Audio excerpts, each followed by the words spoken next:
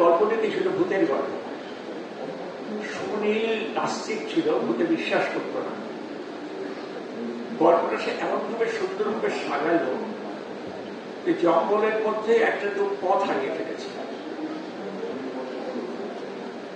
সে যখন একদিকে যাচ্ছে গাছগুলো যেন মাথা নামছে, আর হাওয়া বলছে ওদিকে নয়, ওদিকে নয়।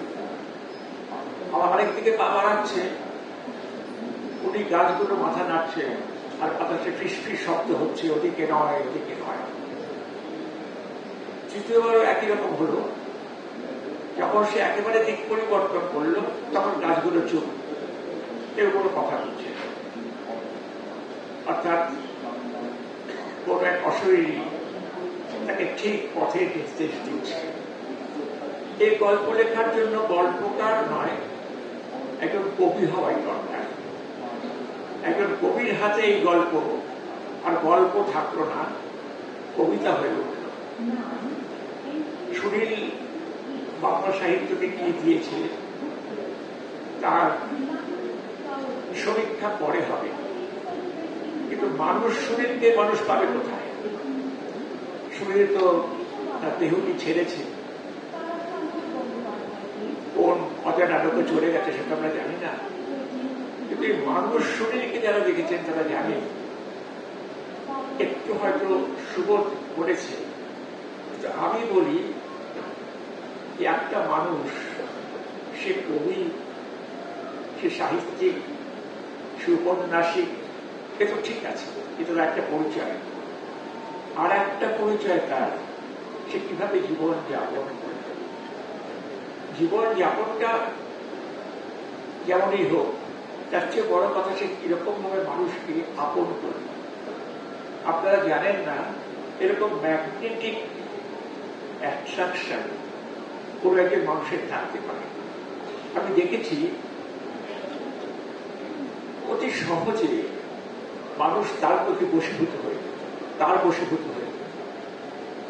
যে কোনো মানুষকে ম্যাজিকের মতো কয়েক সেকেন্ডে, কয়েক মিনিটে ও বশীভূত করে বলতে কোনো কথা না বলে, বেশি কথা বলতে না, স্বল্পবাদ ছিল, মৃতভাষী ছিল, বেশি কথা বলতো না মানুষের সামনে, কিন্তু তার আচরণ ছিল এতই বন্ধুত্বপূর্ণ এবং আন্তরিক যে কথা না বলেও শুধু চোখ দিয়ে, শুধু উপস্থিতি দিয়ে, শুধু নৈকট্য দিয়ে সে মানুষকে বোঝাতে পারত যে সে কত ভালো মানুষ, কত ভালো কত বন্ধু বৎসল, মানুষের প্রতি তার ভালোবাসা কতখানি। আমি সুনীলকে দেখে দেখে খুব মুগ্ধ হতাম, আর মনে মনে চাইতাম যে এরকম যদি আমিও হতে পারতাম। আজকে দেবনাথকে ধন্যবাদ জানাই সুনীল এবং নবনীতাকে স্মরণ করার জন্য। নবনীতা সম্পর্কে আমার কিছু স্মৃতি আছে, তার মধ্যে একটা স্মৃতি আমার মনে আছে। নবনীতা অসুস্থ, খুবই অসুস্থ, তাকে হসপিটালাইজ করার মতো অবস্থা প্রায়। পরের দিন শোনা গেল নবনীতা কানাডাগামী বিমান উঠে পড়েছে এবং সেখানে সে কানাডায় যাচ্ছে, পায়ের তলায় সরষে। শরীর খুব ঘুরে বেড়াচ্ছে, সারা পৃথিবী জুড়ে স্তর ঘুরেছে।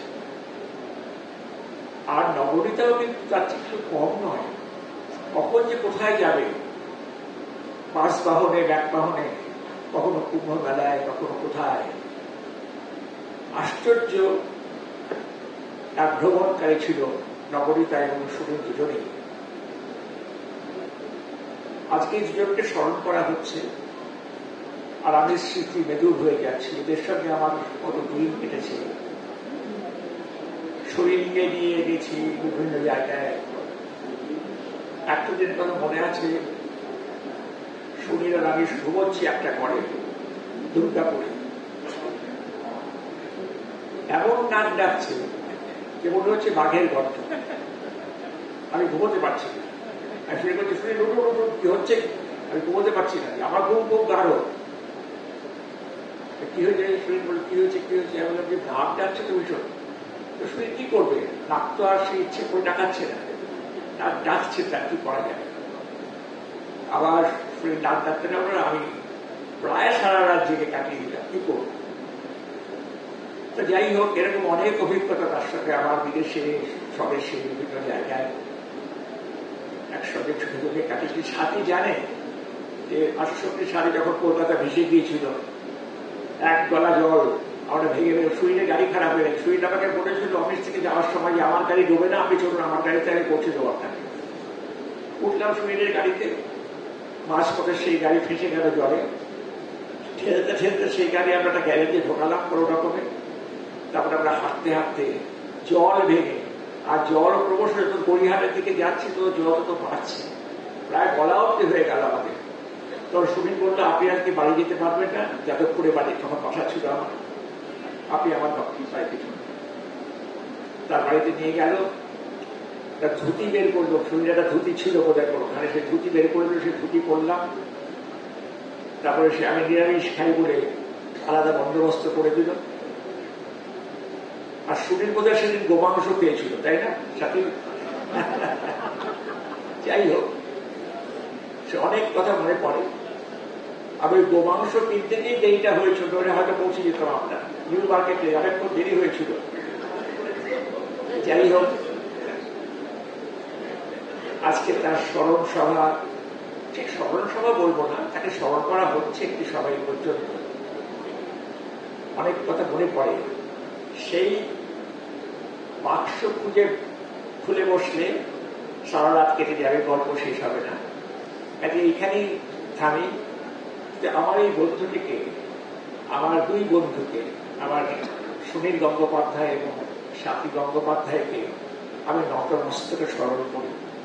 তাদের কীর্তি রেখে গেছে, যে লেখা তাদের রইল। বাঙালি অনেক দিন তাদের স্মরণ করবে, তাদের মরণ করবে। মৃত্যু তাদের কেড়ে নিয়ে গেছে বটে, কিন্তু একটি লেখক বা কবি তো শুধু শরীরে বাঁচেন না, তারা বাঁচেন স্মরণে, মরণে, ভালোবাসায়। সেইভাবে তারা বেঁচে থাকবেন, তো আজও বেঁচে আছেন, এটি আমার মনে হয়।